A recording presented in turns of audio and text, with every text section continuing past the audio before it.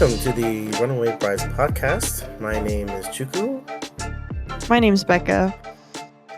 and today this is gonna be the first episode. We're gonna just kind of discuss what the podcast is about and kind of a little bit of a background about us. So I'll go first. Again, my name is Chukwu. Um, we the point of this podcast is kind of in the name in almost a joking yet not joking way, where we call ourselves Runaway Brides, which is kind of a parody off of the church term of being brides of the church.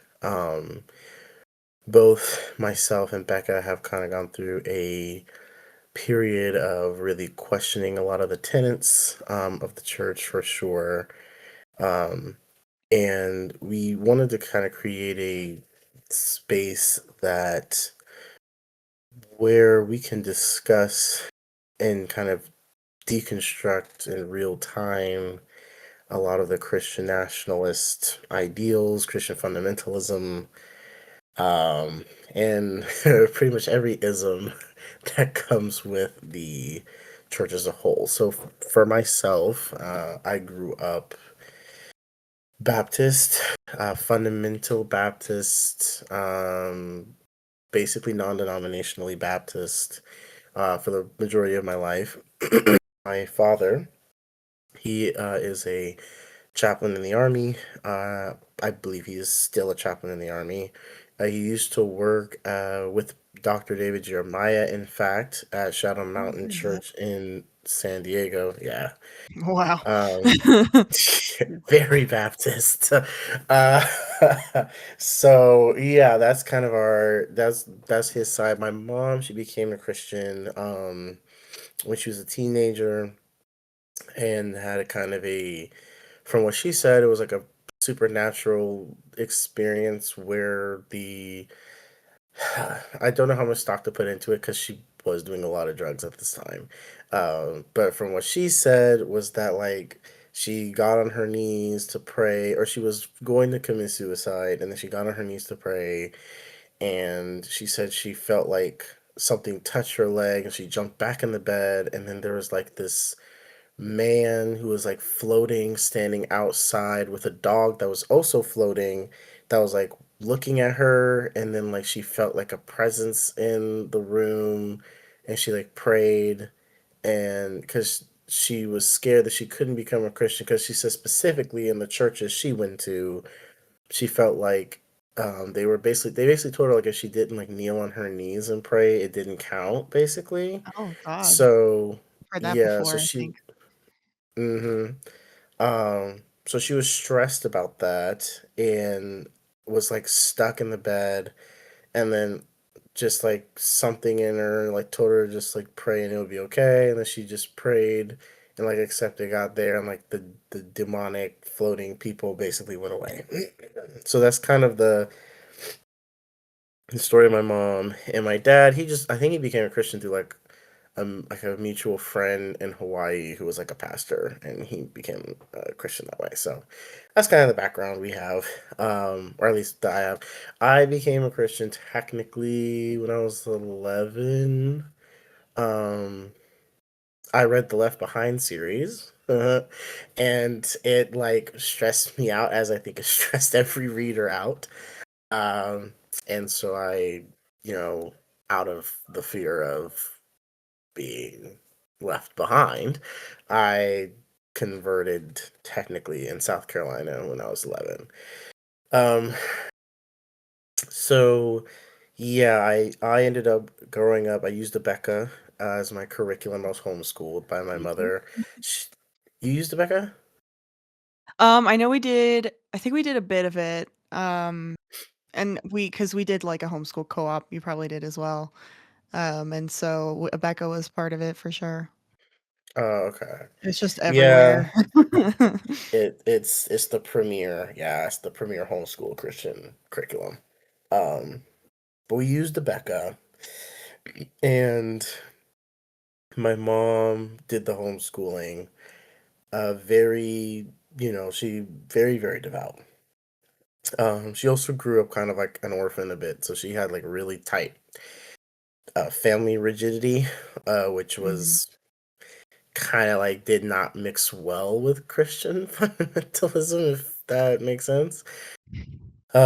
So we were very isolated, very kept, and Becca was really good because my mom specifically didn't want to put us in public school because she was worried that we would be indoctrinated by the system. Yeah, right. So she went and found like the most indoctrinating Christian curriculum to use, which was great for her. She loved Becca. I mean, it was rigorous. So like academically, Oh, I yeah. mean, I do thank it a little bit, but like everything else was just terrible. So I did that for many years, and obviously we moved around from place to place. The military, we still did Becca. I ended up going to high school for a little bit publicly, came back to homeschool and switched to Liberty University's online academy, which is like their online high school. And I basically did that from sophomore or no, from like junior year, no, sophomore year to up, basically. I did like half sophomore online and half in public. Um, and so I just did Liberty up until I went to college, where I went to, guess, who, Liberty, uh, which was its own experience.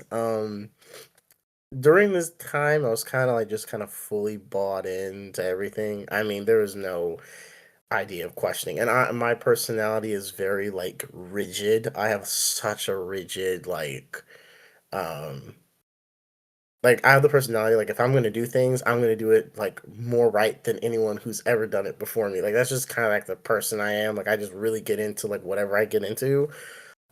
Like if I play a video game, I want to beat it to like platinum. If that's just like my personality. So it was really good for like Christianity because like I was the type of person like I wanted to like know all the theology. I wanted to read every book and I wanted to know what did the church fathers say and who said this and what was the debate at this council and blah blah blah blah. And like so, I mean, I just knew. I knew more than like the average churchgoer to the point where like even the pastors or my priest, because I ended up switching to Anglican, but I'll get to that in a minute. Even my priests were like, "How did you know that?" And it's just like I'm just interested. So anyway, I go Just that to kinda kid. Liberty. What'd you say? Oh, I was like, "You're just that kinda kid, man." Yeah, I mean homeschool a Becca. A Becca will do that. Um, so I went to school, um, and I was a conservative, red, um Christian. I mean, I was the perfect person that Becca wanted. The red Christian nationalist, MAGA loving. I had a MAGA hat. I don't have it anymore, but I did. I was like, all about owning libs, and I wanted to like. I remember me and my dad would get into arguments because I wanted to put like a Trump bumper sticker on the car, and my dad was like, "Let's not," because I don't want the car to get rammed. And I was like, "Well, we have the right to First Amendment, so like, if they don't like it, then that's their fault." Like, yeah, I was, God, was I was the guy who would not wear a mask on campus because Ooh. like I felt like it was, yeah, it was bad. Like I think back now and I wish I could slap that guy so much. It was so terrible. Um so, I mean, I even voted for Trump in 2020. I'm ashamed to admit. Like, it was even right after January 6th, which is crazy. I don't know how I justified that. But um, that was, I think it all kind of started to change, oddly enough, whenever I switched denominations. So I Mm, went through college for about a year, swapped. Um, Went back home for a little bit, then came back for another semester, and I started to look at different denominations. I think the thing that spurned it was I have a Catholic friend, and me and him would get into like mini debates sometimes, just for fun. And I remember one time he like made a really good point, and I was a pre-law major, and so like I would sometimes I tried to do self-criticism a little bit.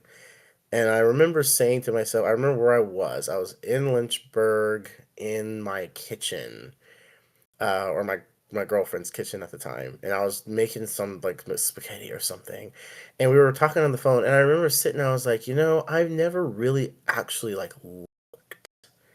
at the denominational like rules, and that's just kind of where it started. It was just the denominational rules. And so I looked into it, and I was like, as far in terms of theology, not Christianity as a whole, but in terms of like if I'm in Christianity and I'm in the faith and I'm looking at just the theology, to me, Anglicanism made the most sense. And the reason why I started looking at a lot of Anglicanism was because like it's kind of, for people who don't know, it's like adjacent to Catholicism. It's not Roman Catholicism, but it's also not like, it's like Protestant but Catholic. I'm not gonna go into it because there are literal like hundreds of podcasts on it. So if you're ever interested, please go. Word and Table is a really good one if you ever want to like listen and know the difference. But I digress. I thought Anglicanism made the most sense, so I made a denomination change. I basically went from uh Baptist slash what was it, non-denominational, to basically Catholic. Right. Or And that's like a huge change for some people, like Baptist to anything else. yeah, it was very like shocking to my friend group for sure. They were like, "What?" And I just kind of, and I think that like kind of started my ability to just kind of have an open mind about stuff. Because like prior to that, I always wanted to kind of, you know, silence my like curiosity about anything, just because like I always kind of felt like I'd be worried if I was convinced of something else. And like if I was convinced of something else, then that would bring awkwardness, and then I would have to like do a lot of unlearning and crap, and it was just easier to just accept things as as I was taught them, and just not worry about things. um but again, as I was doing my legal studies, I was like, okay, I kind of feel like a hypocrite because I'm over here talking about being a lawyer and researching crap, and then I won't even research the stuff I think. So I ended up doing the denominational switch. Started attending an Anglican church, and that was really good for a while. um and I, really started to delve into the theology of that, like that word and table thing. I mentioned their podcast had over 100 episodes. I think I cleared it in like 2 months. I Wow. would listen to it while working on campus, while walking. I mean, just like I said, I dove. I was reading books by bishops from 1830. Like I was just in it because I didn't know anything about it, and I really wanted to know this time. Kind of was my mentality. Um, and what's funny is concurrently, I ended up going through a really bad financial period because Mm. of a conflict with my parents, which that's a whole other conversation. We might do like a special episode to do like specifically the terror that was my family. Uh, Oh, yeah. but for, Each of us gets our own episode on yes, family honestly, trauma. that just needs to be a roundtable episode. Yeah. Um, But long story short, something happened. Me and my family had a falling out, and I ended up basically going through kind of like a being cut off from my house, which, you got to understand, going from an officer's son, very petty bourgeois. I say, like, bourgeois just because of the rank he was at, Mm. um, to, squarely in the damn near unemployed working class was like a shock. Mhm. Um, and so, I would really leaned on my faith at this time, just because I had just done the switch. So, like, my faith really got me through, and my then girlfriend at the time, really stuck with me. She was a trooper because she was Baptist and switched over with me after much argument. So that was a thing. Um, and so but I started to kind of see all of the I guess I just started to see like people as people. Because like growing up, I remember my mom used to do this thing where like she would drive us around to see like people who were like on the street who weren't doing well and basically who were like on drugs and stuff and be like, basically like if you mess up in life, that's where you'll end up. We had like negative opinions kind of like enlisted, like if you're going to go into the military, you're not going to enlist, you're going to be an officer, you're going to get your education, blah blah blah. Do you want to end up working at McDonald's, like stuff like that. Like that was just kind of that like work that like petty bourgeois middle class parent who's just like, don't go join the working class, stay in your class, is basically. I remember my dad once got on me for like one girlfriend I had in when I was public school and as a sophomore, and she came from like pretty abusive household, really really poor. And my dad, without saying it, was basically like, I actually think he did kind of say it. He was basically like, he's like, you're in two different like worlds. He didn't use the word tax bracket, but he was like, you're in two different income levels, basically. And he was Hmm. basically like, because there was like a lot of drama that was going on. Not really her fault, just from her family. And I think my parents were kind of getting like a little tired of it and having to deal with like the class difference. So my dad Hmm. was kind of basically like, yo, you're kind of in a higher class tier, why don't you pick somebody less down there? Um, which, yeah. Wow, man. But yeah, I mean, that was just kind of my family's mentality. We were officers' family, we worked hard to get we were where we were at. Hi, I'm back. I just cut I just doxed myself, so I just cut that. So moving on, um, we had great pride in our family name. There we go. There we go. For context, So Chukwu is not giving his information out, guys. He yeah, is he is going to stay private for personal reasons. So and when it changes, we'll have an episode about that. exactly. That'll be a Uh, great one. that movie. Secrets Um, revealed, confirmed. oh my gosh, I know, right? Um, but what was I saying? Oh yeah. So anyway, Pride in your hip family name. pride in the family name, right? So yeah, so I was really, really poverty. Like, I was like, barely had enough money for rent up to the cent. Didn't have money for food. My friends at this time were really sweet. I would have to borrow their campus pass because I couldn't, I will explain this one day, but I was still living near campus, even though my family lived in Texas. And I was in like a student apartment there. I had to go online. Um, I was paying it out of pocket, the classes, because I couldn't get loans because I wasn't independent. My parents wouldn't co-sign it. Again, that's a whole other Wow, story. Yeah. And my friends would have to give me their dining passes to go eat because I had no money for food. So it was like super embarrassing. I mean, the most embarrassing because under capitalism, they're basically like, if you don't have money, you're basically an embarrassment to society. literally. Um, yeah. So I mean, I was walking miles to work. Like people who were like, like your old parents were like, I walked 10 miles to work. That was me. I was walking like 6 miles to work down a mountain just to get there, trying to spend time with my girlfriend, and then like, had a broken down moped that I had to push while the engine was on to get up to where I lived. It was bad. Um, but I was like, I really like my class consciousness was like hammer and sickled.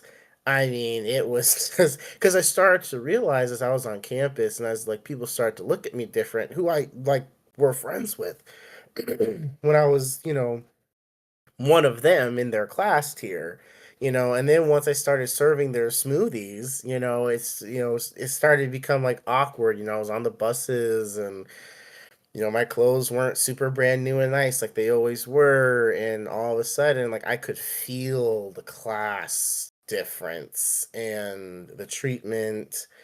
Um and but I didn't really question the Christianity at this point. I was still firmly Christian. I was just, I was just like changing my kind of political ideology more at this point. So I started to kind of look more into like leftist stuff. I stumbled upon a video by this YouTuber called Second Thought by accident, who's a socialist. Kind of had a video that was like socialist for, people who don't know what it is. And I watched it and I was hooked at that point. And just kind of really started looking to leftist politics and Marx and all these different, Malcolm and all these people. Um, and I remember when I started questioning the Christianity finally, I was at my church where I was living in Virginia, and I think they were preparing for Easter. I think it was Easter. And they were having a meeting in the main sanctuary talking about it. And I had just finished talking to the priest about something. And I was sitting in the like middle back pew, on the right side, and I was like stretched out over the pews, both arms on either chair, and I was just sitting in the room. I always love to sit in that sanctuary. It's a beautiful sanctuary, and I'm sitting in there just like looking at him talk. I remember I had something in me, just random, said like, "What if this is not real?" Like verbatim, that's what it said. And I sat there and I was like, kind of like cocked my head a little bit, and I was like, I was like, what if this like, I was like, what if this doesn't like, it wasn't necessarily like a challenge. It was more like a joke almost. Like, could you imagine if I was doing all this and this like wasn't even real in the first place? That's kind of like what it was like, I guess. I don't Mhm. know what started that. Maybe it was like the leftist stuff. I don't know. I don't want to give credence to the idea that like leftism's a disease and that's why like I was infected or something. But um I just kind of like, and I literally thought that, and then like kind of like the Edgar Allan Poe poem, like it was nothing more. Like after I said that, like nothing more. I didn't really think about it until I moved and came to Florida, and my politics were still pretty left. They were getting lefter. At this point, I was very anti. Well, I wasn't fully anti-Trump yet. I was, still kind of learning class differences and crap. Um, but I did have a different view of people. I was a lot more empathetic than I used to be. Really, like, cared about homeless people and like viewing people as normal and trying to like fight that kind of internalized bigotry that I had. I was starting to kind of get a little bit more comfortable with like the LGBTQ community because felt I started to feel, I guess, the like bigotry in me, even though like the Christian church like convinces you that like being opposed to it is like loving them type thing. But like it started to feel off because I went to DC and went to like me and my wife's favorite hotel is the Citizen M. And it's like a great hotel, but it's super liberal. I mean, it's got like pride everywhere. It's like a really nice, like Gen Z style hotel. And I remember being in there and just like feeling great. And I was just like, but like part of me was like, well, no, I'm supposed to like hate this. And I was like, but I kind of don't hate it. And I was like, why do I hate it? So like a lot of those like things were coming in. So we moved to Florida, and it just I think Florida, obviously the conditions in Florida, we'll talk about it eventually. Politically, it's a hot mess. And Yep. just seeing, I guess I was like seeing the capitalism. It was like Neo when he got out of the Matrix. Like I was seeing the capitalism. I was like seeing the like government and how they didn't represent our interests, and how, the people that I used to ride the bus with were like suffering and people were just being treated like dirt. Um and I was like, where's the church? And that's where I really started to get upset because, again, I wasn't super questioning yet. But, like, my first question was, like, where's the church? Like, why in the world do we have all these like resources and institutions and there's just like all these problems? And my Becca curriculum championed personal responsibility and like the government shouldn't be involved in anything because that's the church's job. And I'm like, well, where's the church? Like, if you want the job so bad, like, open season. Literally. You know, literally. And then the LGBTQ stuff, like that's a big issue here in the area I live in. So, that started to pick up abortion rights too, which I changed my mind on that because I did research and then realized like how just so much of what I thought was like destroyed with like 15 minutes of research. It wasn't even like a lot. It was like basic Google and like primary sources right there. And then you could just look and you're like, wow. Like it was this easy all the time. I spent all this time arguing with all these people and the answer was staring me in the freaking face the whole time. So I guess I started to get a little bit more disenfranchised with the faith, and then I finally decided to take the step to like look at the faith. Um, Also because I started to get into dialectical materialism. And I want a disclaimer. I don't want people to think that, oh, he started looking into leftist stuff, so like he lost it. No. I was already kind of suspicious.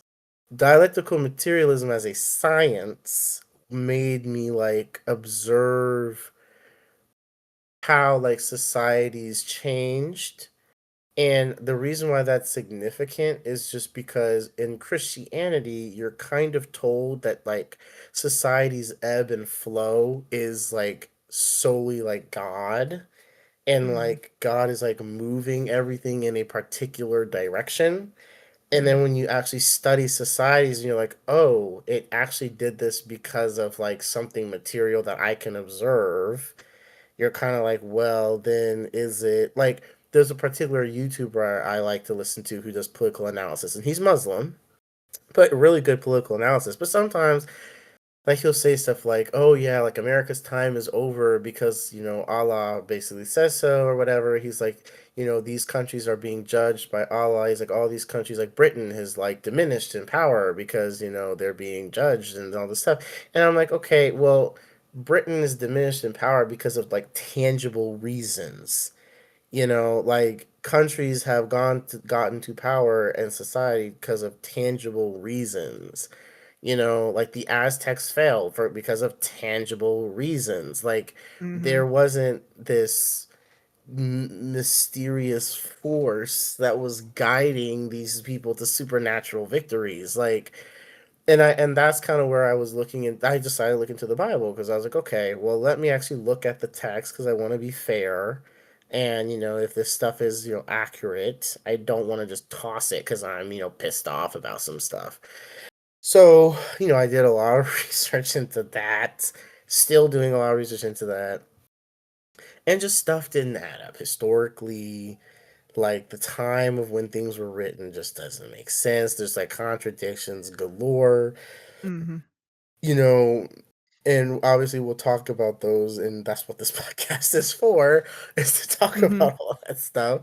Um, but yeah, it just pushed me to that point, and I don't like to officially say like I am anything. I mean, I definitely don't really subscribe that much to Christianity as much. I mean, if someone was to ask me, I don't really know what I'd say. I'd probably just say like I'm thinking, but like I'm I'm probably in more of like an agnostic camp if I'm being honest, just because it's like I said, the more research I do, like the worse it gets. And I kind of had the feeling that like if this stuff, like if Christianity was as like rigidly correct as it claimed, like the questions I'm having should be like knocked out of the park. We should not like there should be no debate. Like I shouldn't have Mhm. to sit here if this is a divinely inspired text with like no contest. I should not be sitting here like as an I don't even speak these foreign languages it was written in. There's no way in hell that I should be sitting here and like everything is just like easily like tossed out. This doesn't make sense here, there. Sometimes I feel like Christianity is more interesting when just observed objectively without like the faith constraint. Like when you just like Right. look at it like as like just like a regular old religion is like really interesting. It's like, oh, Mhm. interesting when you're not trying to like and it's also interesting when you can like accept the contradictions in it because like Mhm. every religion has like those contradictions and so it like almost makes it like richer versus Oh, like yeah. Christianity just feels like being a Christian feels like constant cope. Like you are like in a you're a constant it's like football. It's like being like a homer, like just constant cope. Your team loses, oh the ref did this and this was the problem. And it wasn't my team's fault. It was this, it was that, and it's like the turf was bad. It's like, oh my god, no, your team just sucked. Like that's what it is constant coping. So anyway, yeah, so that led me here. My friend Becca, we were friends from a long time ago, kind of like in the same Christian military community. Stopped talking for a while just due to moving and military life and all that, and then Pretty kind of much. reconnected. um and mainly reconnected because I, kind of discovered I was bi a lot later, and that's a whole nother conversation, which I'll save for a different episode. But um, yeah, so she was really a good person to talk to, and then we just kind of reconnected over a lot of this stuff, and so we were like, we sent so many voice messages back and forth. We were like, let's just make a podcast Right. since we talk about it all the time. So Exactly. with and I think that's it for me. So I will hand it off to you, Becca. Very, very cool. Yeah. Some of that I hadn't heard before. Like I mean, I guess I kind of knew that your family's like financial status was pretty, you guys were secure, whatever. I've petty bourgeois is definitely a term for it. Because my family growing up, what I don't know what led your dad to joining the military, but my dad joined the military out of financial need. Like we were, And I have been told anyway, when I was like a year old or whatever, we were really, really poor. And so like from when I was like 1 to maybe 4, um, we um, were like renting a house or something like that. And then my mom had my younger sister when I was 2, and then well, one of my younger sisters. And so like having the 2 kids, like my dad was kind of like he got his degree in theology, I believe. And so he was like kind of not finding a lot of money just enough to support a family in like working at churches.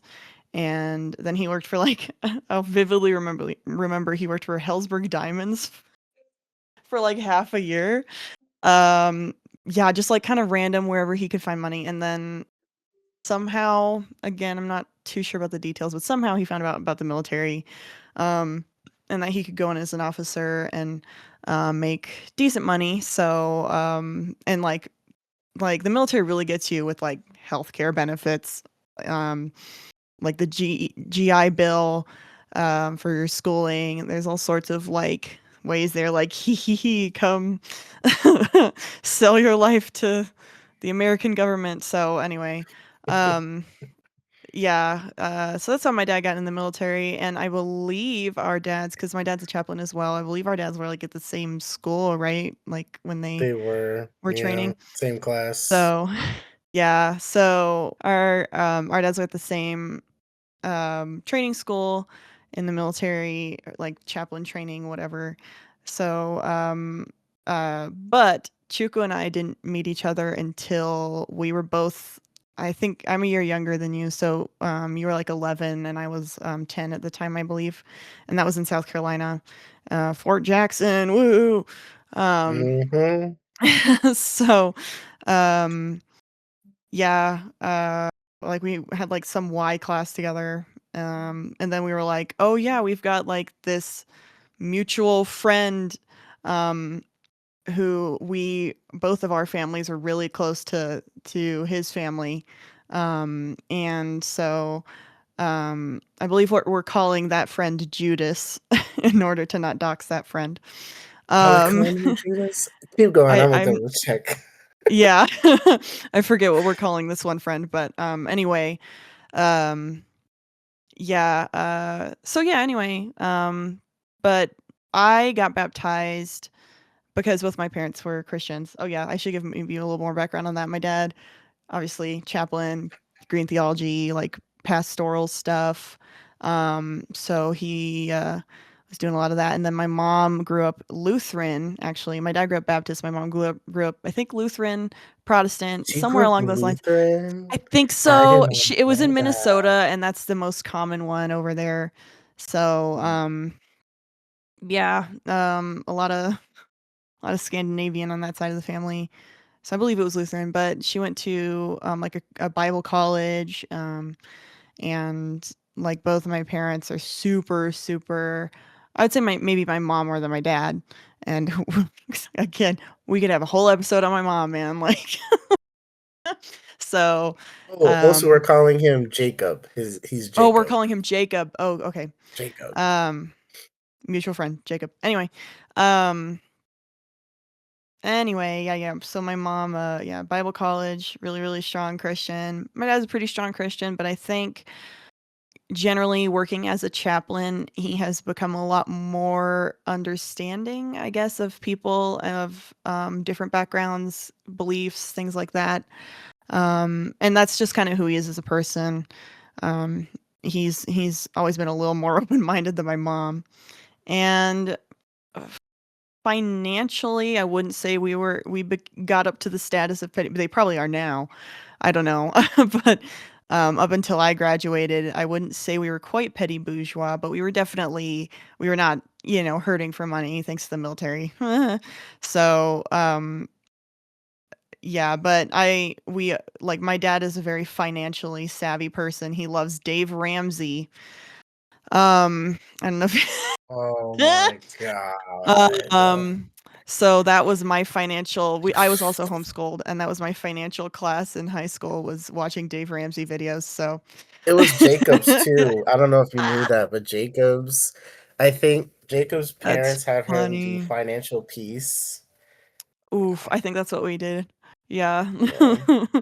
That sounds very familiar. Yeah, so but, and all that's to say, like, my parents had very strict budgets, and, um, like, we never really got, like, a lot of, like, new things, but wherever we moved, we would always either buy a house or rent, like, a house so we all had enough space, and, so we were never I wouldn't say I grew up poor, but we were also never, I guess, to the petty bourgeois status, um, just due to that, like, budgeting, whatever, which I never got good at, unfortunately. Um, wish I did, but anyway, my journey of deconstruction kind of started. I want to say when I was like 14. Up until that point, I got baptized when I was 9. And I was like super like gung ho like for and we will also probably be talking about that tie between alt right ism, MAGA ism, and Christianity, because there's a big tie there. Um, but I was because my that was my mom. I was really gung ho for. I remember, I think when I was 9 or 10, because I remember we were specifically.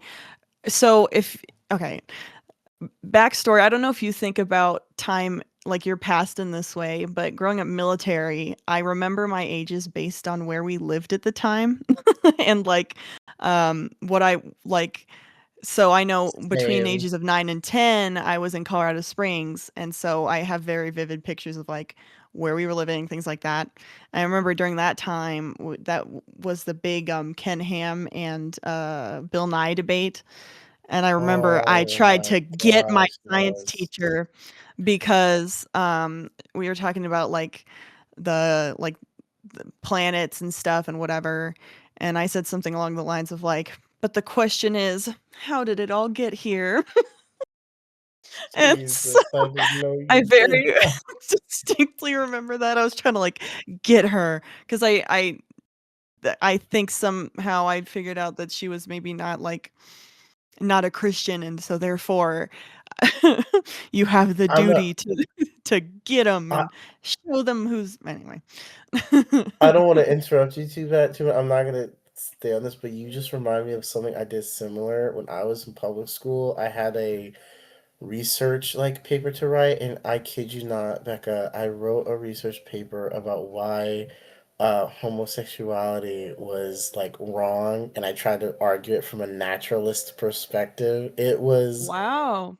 Yeah, it was bad. My teacher, she graded it fairly, and I applaud her for that because it probably was Right. difficult to have to sit there and read something like that.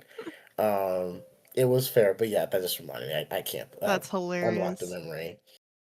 Oh, yeah. Oh, I'm sure we'll be, like, unlocking a bunch of memories with this podcast just based on what we're talking about. It's yeah, there's all sorts of stuff that, like, when we've been, like, talking and stuff, sending voice messages for about a year-ish now, maybe a little less, maybe more, I'm not sure. And throughout all of it, I'm like, "Oh, man, that reminds me of this thing that happened when I was a" so, yeah. But, yeah, I do vividly remember that Ken Ham, like, Bill Nye debate and being really, like I obviously didn't have the wherewithal, like, the brain power at the time to recognize how poorly Ken Ham did, and my mom was kind of in denial of how poorly he did. Awful. But, yeah, like, hindsight is like, "Woof." Um, but he did not make a good case there, so anyway.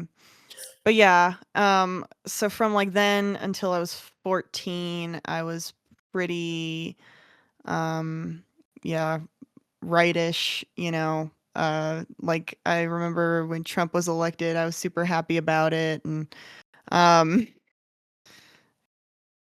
here we are 10 years later now, having it again, so yay, but anyway,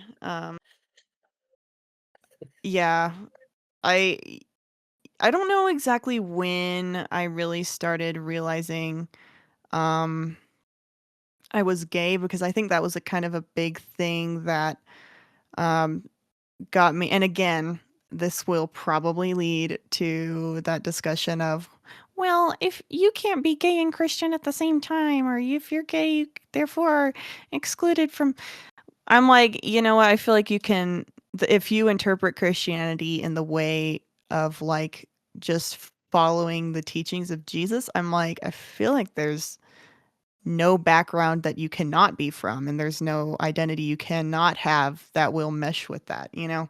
'Cause, and that's a whole other episode. But anyway, um, I started kind of when I was, like, 12, I started kind of realizing that I wasn't straight.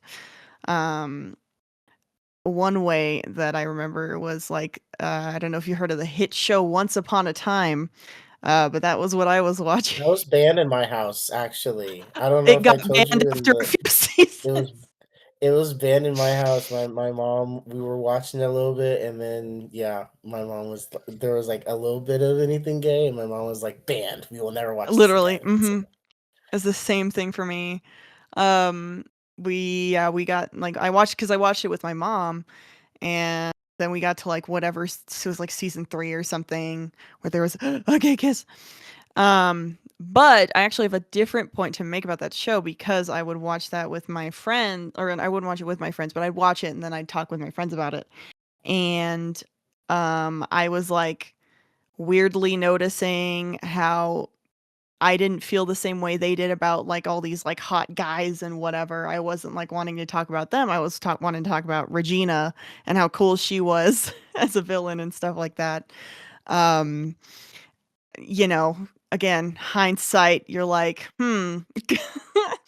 But yeah, at the time I was just like, I don't get why they're all wanting to talk about these guys. What about this really pretty lady? I mean, the villainous lady, you know. So, yeah, that kind of got me, I guess, started down the pipeline of depravity and but when I was 14, I told my mom that I thought I was gay, and she just kind of dismissed it as like, nope, that's the devil talking to you. That's, you know, he's trying to get his claws into you. That's not how she sounds, but it's a caricature of a Minnesotan, so that's how she's going to sound on I'm this kind of podcast. shocked you like came out so young in like a Christian house. I, I'm kind of shocked you didn't you wait know, longer. so am I. I don't know what I was thinking her response would be. Hmm.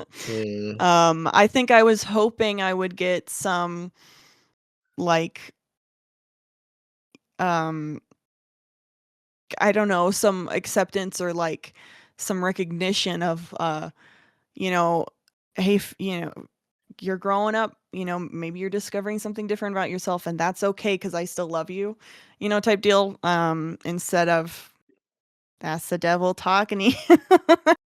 Those are thoughts from the devil. You just have to pray and Jesus will banish those thoughts and it's like, okay, like that didn't that didn't do anything.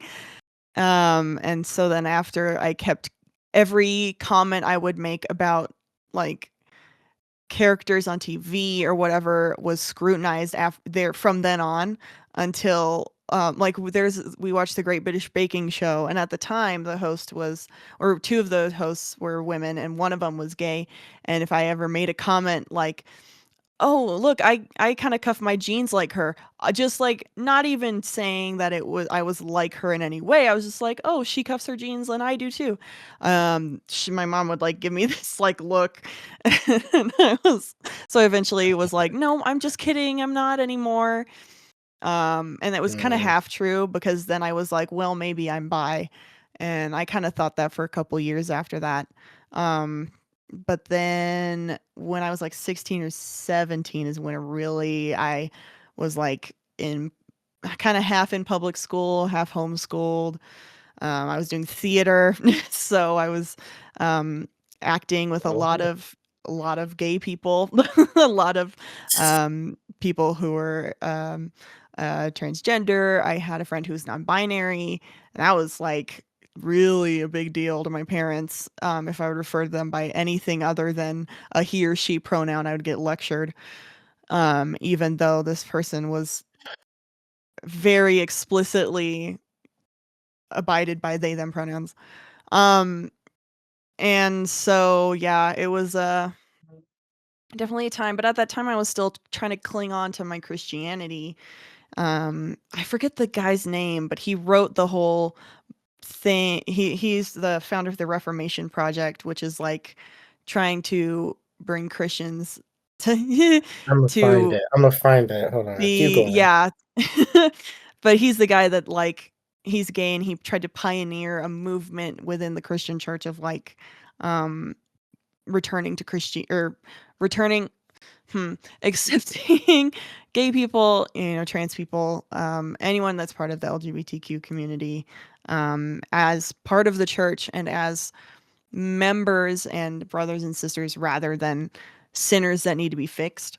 And Matthew so, Vines. yes, I really Matthew liked that Vines guy too. at the time. And then when I was starting to go through this and um trying to figure out my own identity, my parents found my like secret Twitter account where I was openly gay and um they they went through my And computer and they found it.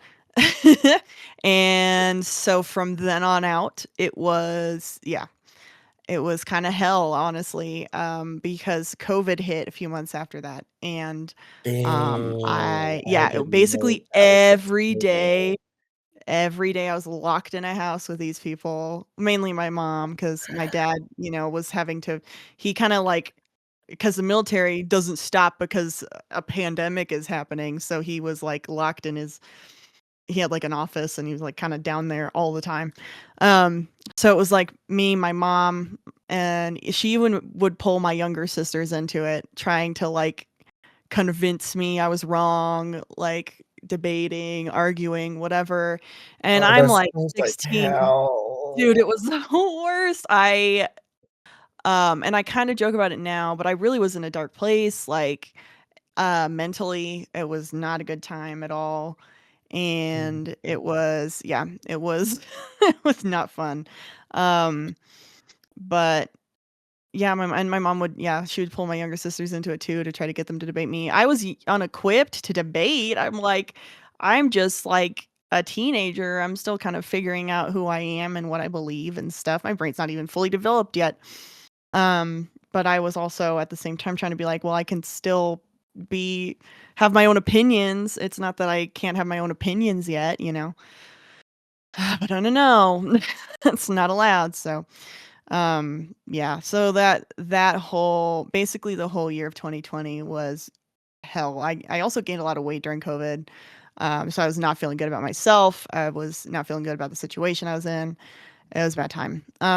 But I pulled through and because I literally had a note in my phone that I was like counting down the days till I turned 18 because I did really I have a note, but I will count down too, so yeah.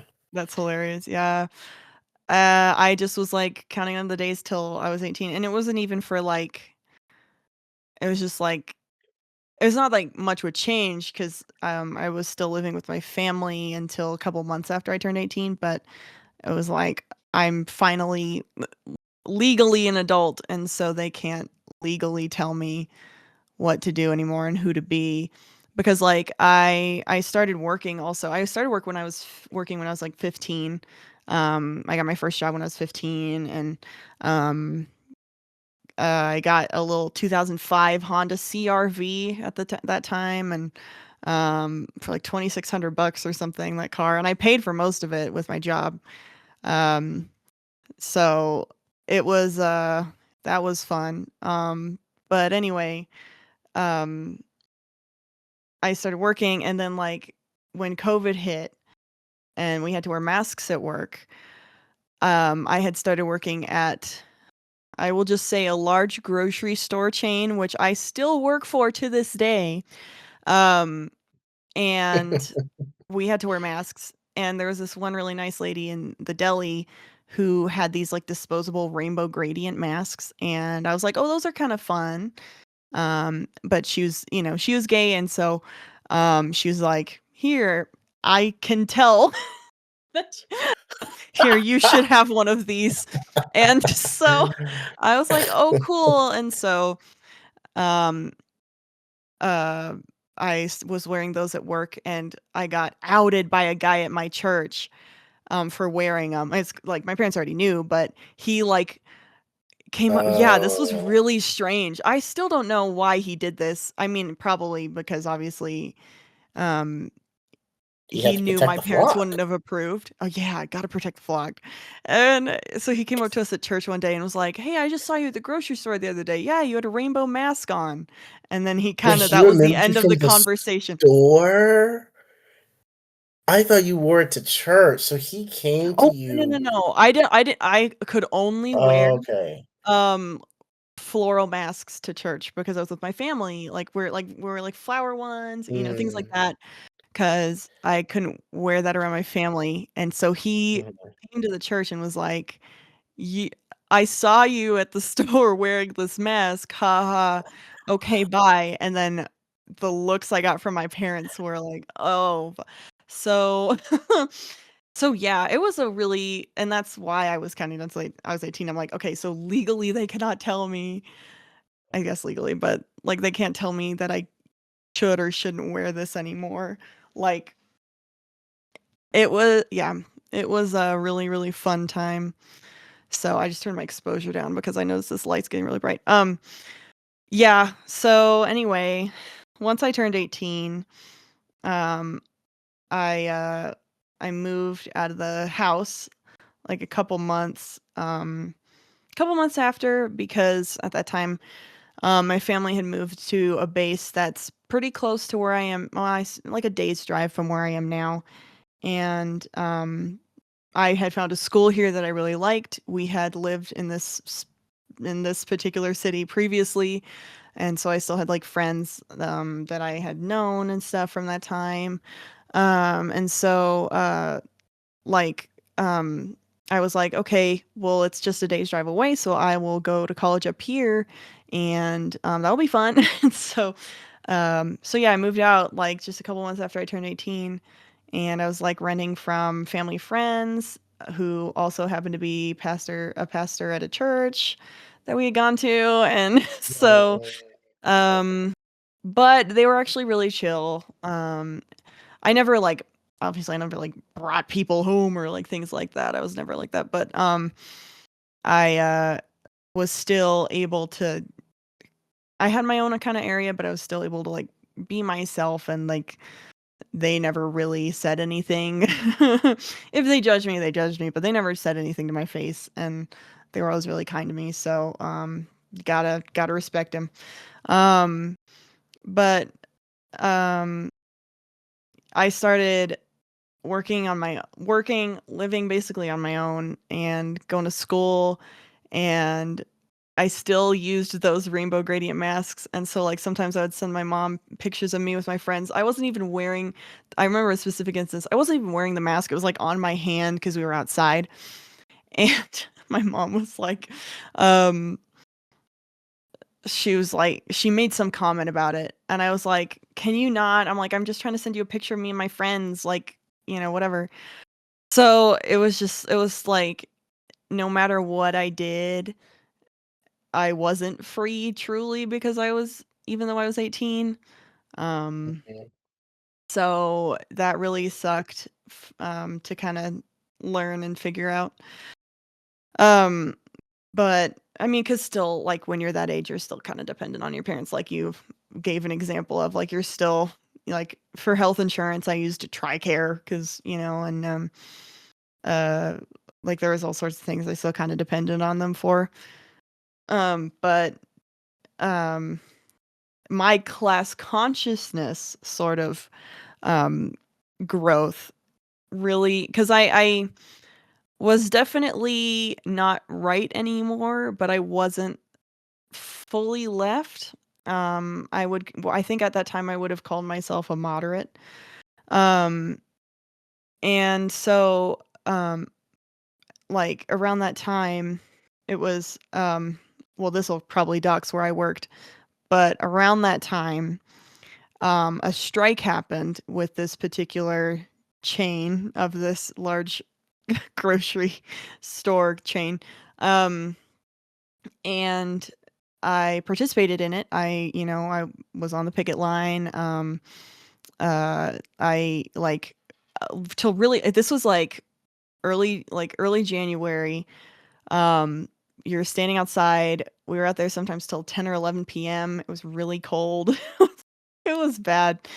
But during that time, I was starting to realize, hey, we wouldn't get results with this company if we didn't strike. We wouldn't get the rights we want with this company if we didn't strike. And that's what started me kind of looking into unions, why unions are important, and kind of realizing, hey,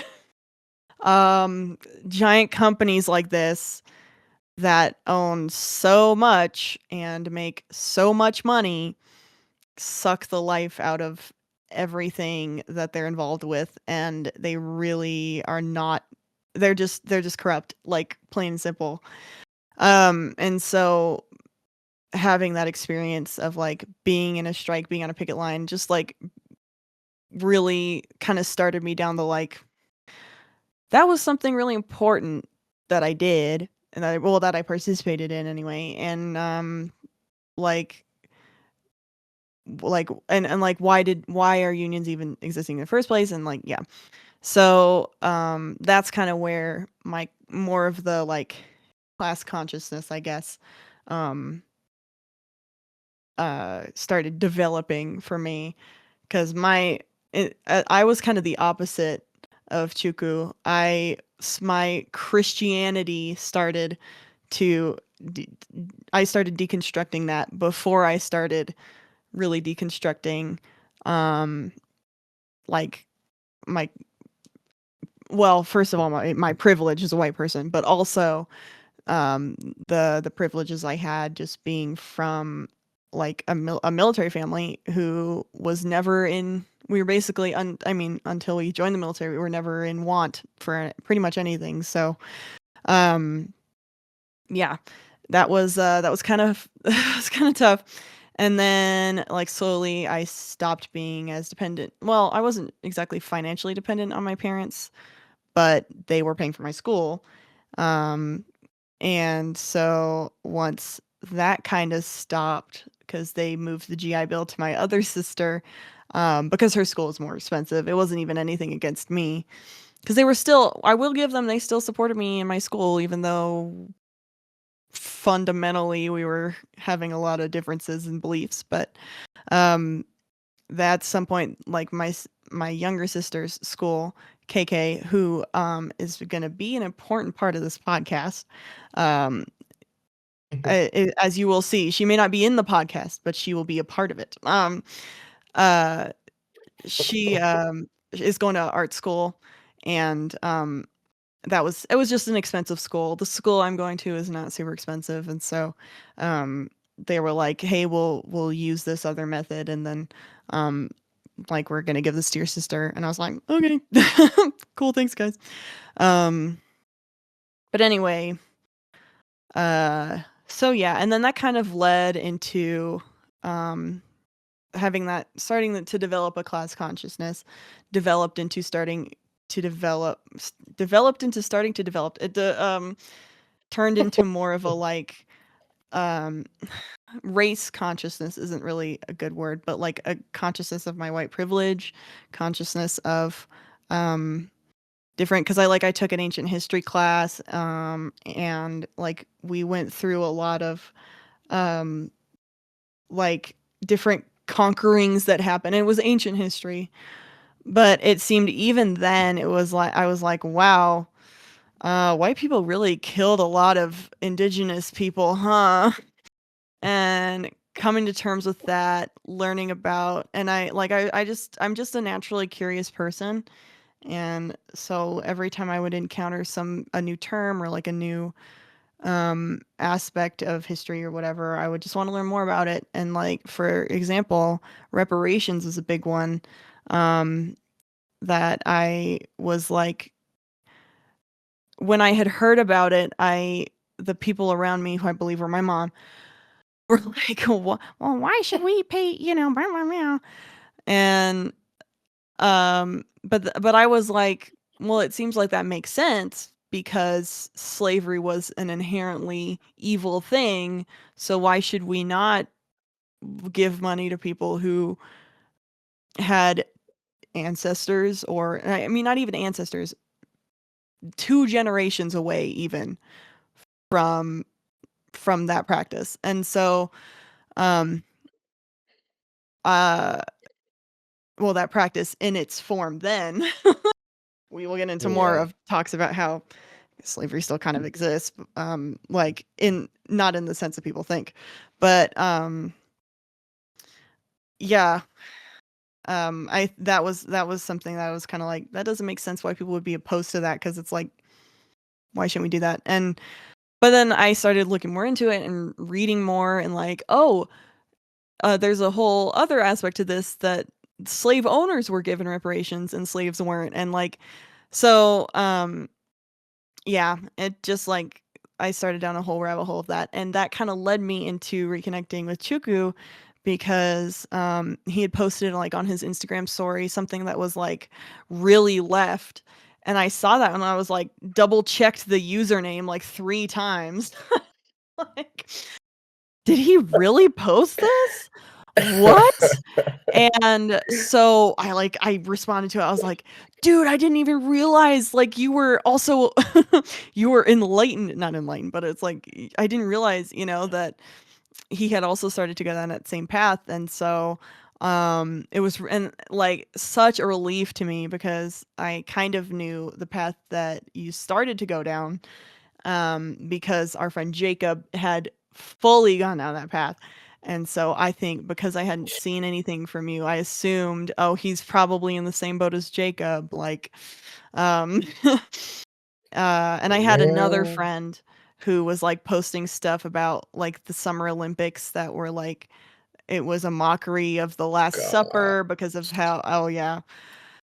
So I was like, "Oh, no, Chukwu's probably in this same boat," I think at the time because we were really good friends for a time. We were, like, mailing each other letters and stuff and reading Mm, books, at the kinda at the same time as each other, I think, um, and then we just kinda lost touch because of life, but, um, yeah, I just seeing that was like so, like, I told my wife about it. Oh, I also got married,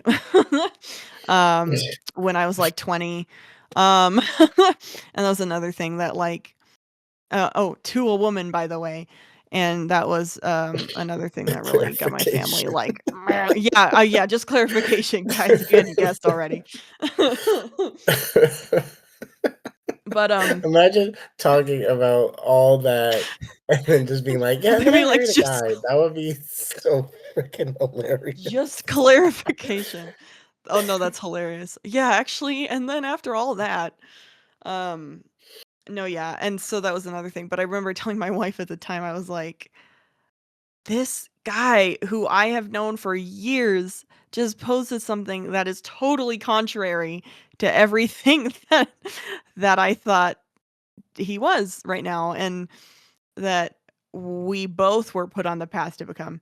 Um, and I think that's part of the reason why both of our families are so, like, just sticks in the mud about how we are now and about, like, for obviously for extremely different reasons for both of us, but, uh, there are a lot of similarities in the way our families have, like, approached our relationships, or I say approached, have not interacted with our relationships, like, our people who we've Yeah. chosen to, um, espouse, and it really comes down to that they had this, correct me if I'm wrong, but they had this picture in their minds of, this God-fearing, you know, um, right wing person, very conformative, very performative, and that's not at all who we are. And so I think that really messes with them. And that's life, guys. Sorry. You shouldn't have had kids if you wanted them to fit a very, very specific mold. That's my opinion Mhm. personally, but yeah, that's mostly all I can think of right now. I've got a bunch of stories of different things that, like, personally right now, well, that's not it for me. Personally right now, I think I would call myself an atheist. I lean agnostic more than anything, but fundamentally I've noticed to get Christians to understand that agnostic doesn't mean I'm open to them. I say atheist, um, just because that most of that aligns more with, personally um, what I've come to believe and understand. And a big part of that was randomly learning about like natural selection in high school. There was one class I took at a homeschool co-op that was, like a science class, and we learned about natural selection. And I was like, but I thought evolution was a fake thing created by the woke libs.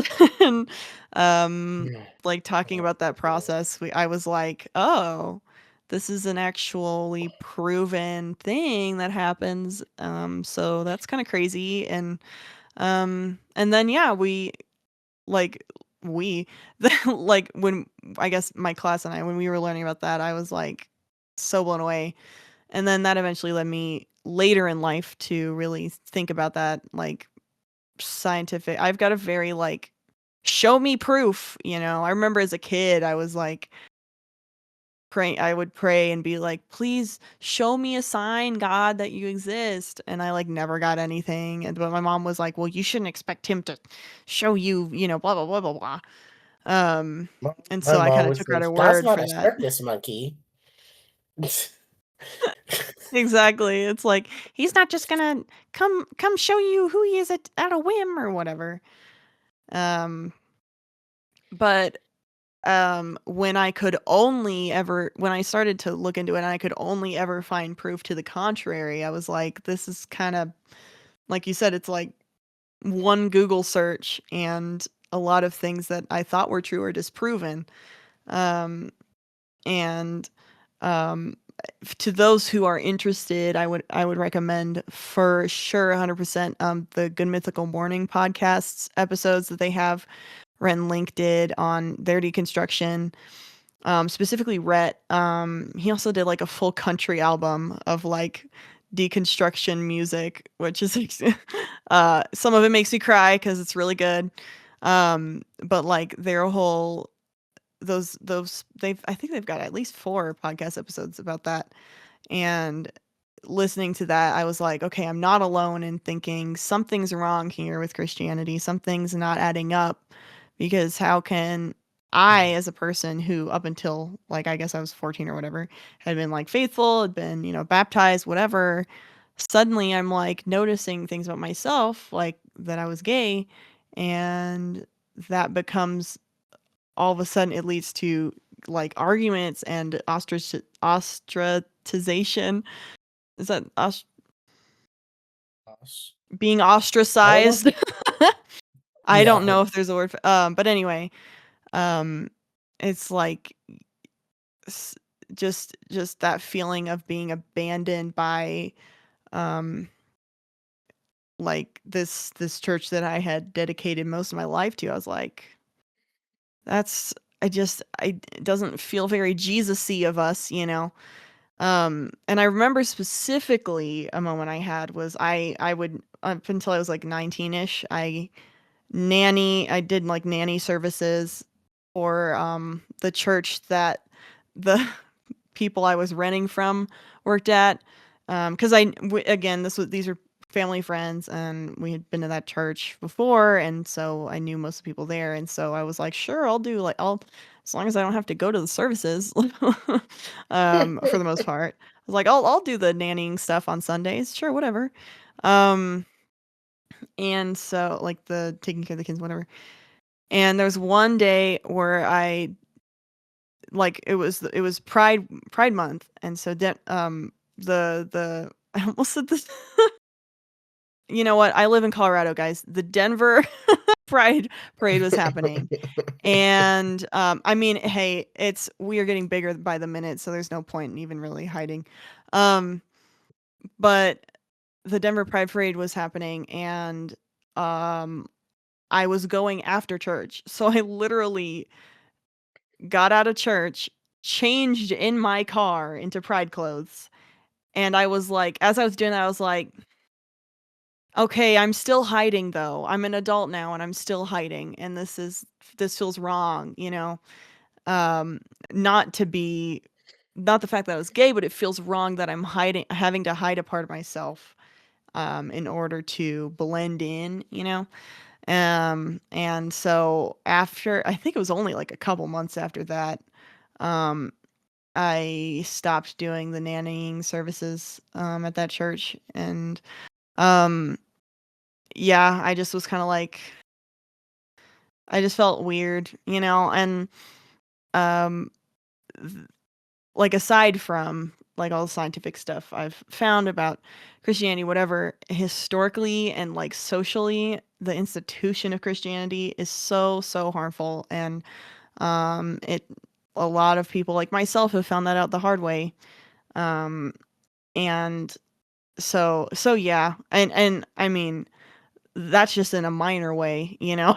It's not just we're not even talking about like genocides, you know.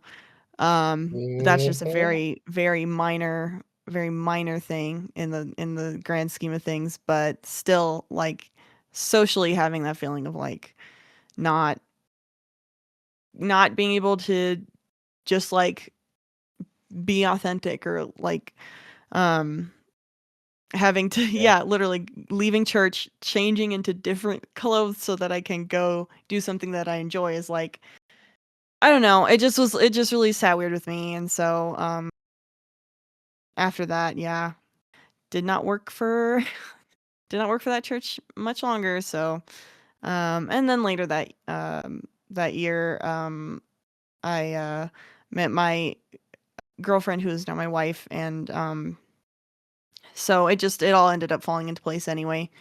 But yeah. Now that is pretty much it for me. I can't think of anything else, but I have plenty of stories I'm sure will come up in some of these podcast episodes, because particularly with my mom, I could fill a book with things that that woman has said. Like, Oh geez. yeah. I could too. I might need like a separate for my mom and my dad and my brother. I think he has earned an Oof, yeah. episode at this point. Like it's just, yeah. Um, but yeah, we have a lot of different topics that we'll be covering. We already have a pretty substantial episode list, I think, Yeah, of just we've got a crazy stuff. long episode. Yeah. It's Yeah. like episode So ideas, and it's like scroll. Um, yeah, particularly as we've kind of touched on in our backstories, we will be talking about like a lot of deconstruction things. Well, not even deconstruction, mhm. just more of like what objectively, what is Christianity? What does it look like? What is the Bible? Why is Yeah. it this divine book? And um, like looking at it from a again historical perspective, is this Basically really a historical viable? materialist, yeah. Mhm. And is it, by it being so detailed historically, like is it also a viable divine book, you know? We've got some ideas on the Bible as a book, but that, and then we've also like we've been talking a lot recently about uh I guess I don't know what the term would be. I guess racial issues. I can't think of a better term for it, but the um like for me personally, it has been recognizing privilege and learning about um like again, it's all in history.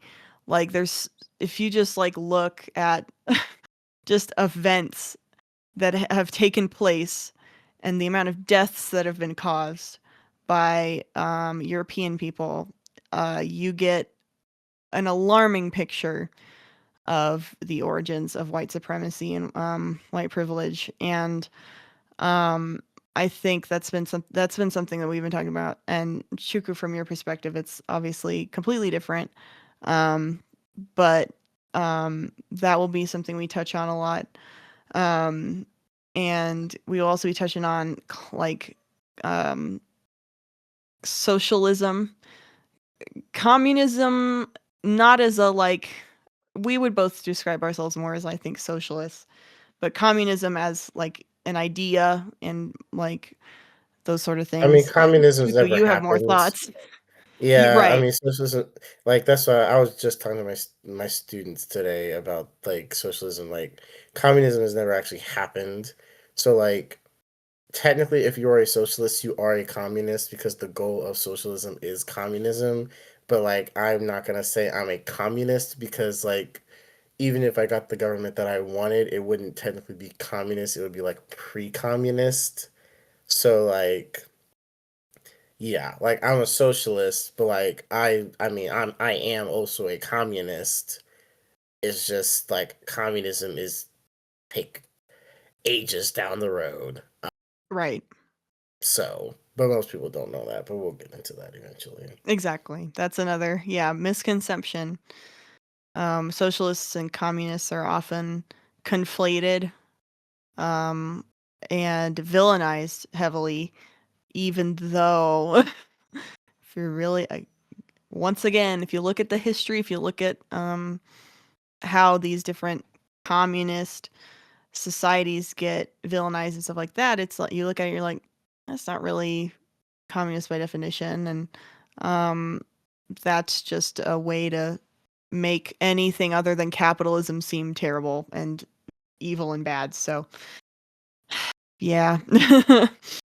Yeah, we're definitely gonna look at stuff kind of from a look at the Bible objectively, the same way we would look at any other religion objectively. Like, there's kind of a tendency to look at every single other religion with this, like, really critical lens. And then when it gets to the Mhm. Bible, it's like that lens becomes like the dullest butter knife on the planet. Um, and there's just zero critical analysis. So, like, we're definitely going to look at it that way. We're definitely going to Mhm. look at it like I said, from like a historical materialist perspective, just looking at the history and did Hezekiah say X, Y, and Z? What did the other sources from other countries say, or Mhm. kingdoms, or so on and so forth? How it's been used politically, the origins of like the earliest origins of a lot of Christian practices, and this socio-political stuff. So we'll obviously talk about politics, definitely cover modern issues, looking at it obviously, kind of capitalism, how it affects us right now, how it started, and lots of micro niche topics that I think are really important. I know I specifically am going to definitely talk from kind of like the black perspective, because kind of my because I used to be ultra nationalist, like a hyper nationalist, which I know if like there's any like black people listening, like I know a lot of black leftists can get kind of sucked into the hyper nationalism, which I don't think nationalism, like oppressed nationality, like nationalism is bad, although I do think like hyper nationalism is pretty detrimental. So I ended up leaving that. So I mean, I'm definitely gonna talk about that because that's a whole nother topic. Um, but yeah, I think we're really gonna cover pretty much everything. Like we mentioned, it's not a deconstruction podcast per se. Like we're not only gonna talk about religion. We're you know, in a way, since religion has like affected everything, we're kind of gonna be talking about religion and everything it's affected, basically, which is like Yep. everything, because like capitalism is in Christianity are like married like the longest wedding couple ever to exist. Um, so like you can't really talk about one without the other, really. Um, Yep. so we're definitely gonna cover a lot of that. It's gonna be fun. Um, but yeah, this was our introduction to ourselves. Podcast episodes, kind of like a pre-episode. We'll definitely get our first episode out pretty soon from here. And other than that, I don't really have anything else. You have anything, Becca? Um, not that I can think of. I did have a quick thought, um, when you were talking about looking at the Bible objectively like you would any other religion. That's kind of try how that's how I kind of try to explain my view as an atheist or agnostic person to Christians. I've noticed, um, like I have to say, like, how do you think of Allah, or how do you, um, what is your opinion of, Mm, uh, like, oh God, now I can't even think, like Buddha, whatever. Buddha's not a god in the Buddhist religion, but that's just an example. And Christians often are like, no, I don't believe in that, whatever. And I'm like, well, that's how I view the Christian God. So that's kind of a way that I try to, mind blown. yeah, it's like, I know, crazy, but it's like my mom doesn't get it, but it's the only way to try at least to get people to understand, because Christians are like so dead set in their ways that they're like, you gotta believe or else you'll, perish. And so that's one way It's I've come. Christian centric. They're like the whole So Christian society. centric. Yeah, so the idea it's like challenging the fabric of reality. Like even if you're not Mm-hmm. Christian, like there's kind of this like understanding that like, or at least with Christians, there's this idea like even if you're not Christian, like the principles of this country are Christian. So like you're Mm-hmm. almost like a Christian by proxy, even if you're not a Mm-hmm. Christian. So like the Yeah. idea that you reject like Christianity, you're rejecting the fabric of society itself, which technically like they're not wrong Right. because capitalism is like married to it, and like if I'm Mm-hmm. rejecting capitalism I am rejecting the superstructure, which includes like at least Christianity as has been interpreted and done by capitalism for this long. I mean obviously I still would probably say I reject it in any form, but you know specifically that. So yeah, that's a whole nother topic. That, but I agree, yeah, that they just Yeah. they can't fathom that concept at all.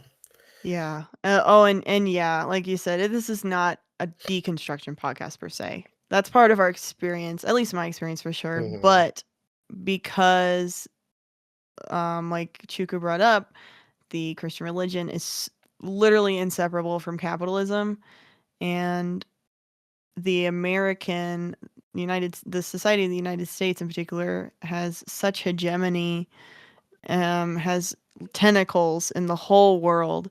It's so it's so hard to escape those ideas and those fundamentalist like perceptions and control over society.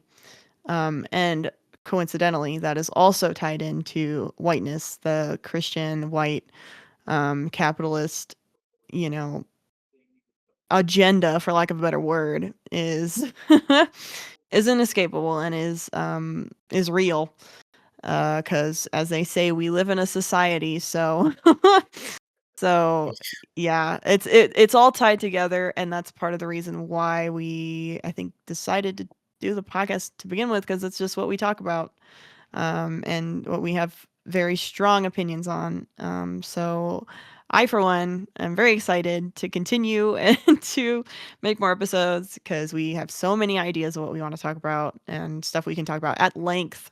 Um, and hopefully this first one was not too long. It's an I introduction. see People we're love long podcasts. They'll be fine. Yeah. They'll be No, that's fine. true. Some people have long Yeah, commutes, you know? true that. I mean, I used to be a correctional officer. I drove over an hour, and I used to just listen to long podcasts. But welcome everybody to, you know, you get to eavesdrop on our voice messages basically. So Literally. hopefully it is a fun time for everybody. And do you have anything else to add, Becca? Not really. I'm I for other context, folks, I have ADHD. I am medicated, but that will is still a huge part of how my thoughts connect to each other. So, apologies in advance. um, so I'll probably think of other things after we end the podcast, but um, that's a very common experience. And for right now, though, I have no other thoughts. I'm just excited, and I'm very glad if others are willing to listen and willing to share in the conversation.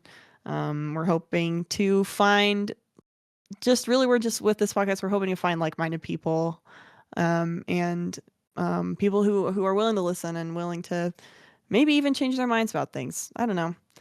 That's the hope for me, I think, is to just uh, educate sounds condescending, but to really to educate people on things, and help spread a conversation that needs to be had, I think, as well. That's it for me. All right, well, with that, we will sign off. My name is Chukwu, and again, that was my co-host Becca, and we will catch you guys on the next one. See you around.